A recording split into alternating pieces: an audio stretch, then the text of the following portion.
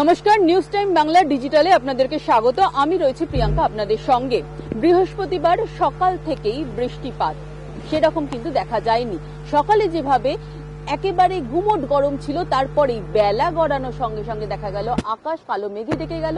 তারপরেই বৃষ্টিপাতের সঙ্গে সঙ্গে যেভাবে বজ্রপাত শুরু হলো, তাতে কিন্তু একরকম দীর্ঘদিন এই ধরনের ছবি আমরা দেখিনি। কারণ যেভাবে আবহাওয়াবিদরা বলছে যে জোড়া ঘূর্ণবর্তের জেরে এই বজ্র বিদ্যুৎ সহ বৃষ্টিপাত হয়েছে। শুধু কলকাতা নয়, কলকাতার পার্শ্ববর্তী জেলাতে একাধিক জায়গায় কিন্তু এই বৃষ্টিপাতের ছবি উঠে এসেছে। তবে যে পরিমাণ বৃষ্টিপাত হয়েছে তাতে কিন্তু কলকাতা সংলগ্ন এলাকা থেকে শুরু করে কলকাতার একাধিক এলাকায় জল জমেছে এবং জল জমার কারণে যেভাবে যানজট সৃষ্টি হয়েছে তাতে কিন্তু এক প্রকার নাজেহাল সাধারণ মানুষ থেকে নিত্যযাত্রী। কারণ নিত্যযাত্রী যারা অফিসে যাচ্ছেন বা অফিস থেকে ফিরছেন, সেক্ষেত্রে তারা কিন্তু বিভিন্ন সমস্যার মধ্যে পড়ছেন। যেভাবে যানজটের তৈরি হয়েছে, শুধু কলকাতার বিধানসভা চত্বর নয়, কলকাতার একাধিক জায়গায় কিন্তু জল জমার ছবিটা অনেকটা একই রকম।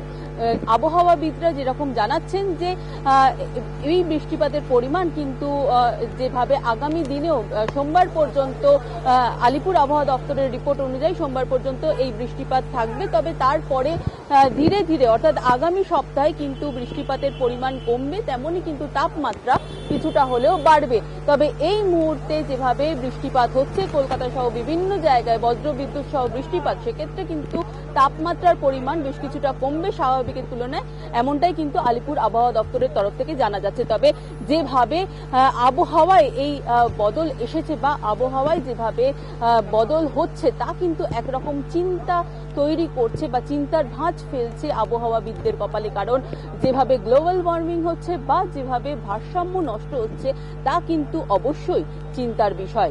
ভিডিও জার্নালিস্ট শ্রীকান্ত দাসের সঙ্গে প্রিয়াঙ্কা ইজভৌমিক, নিউজ টাইম বাংলা, কলকাতা।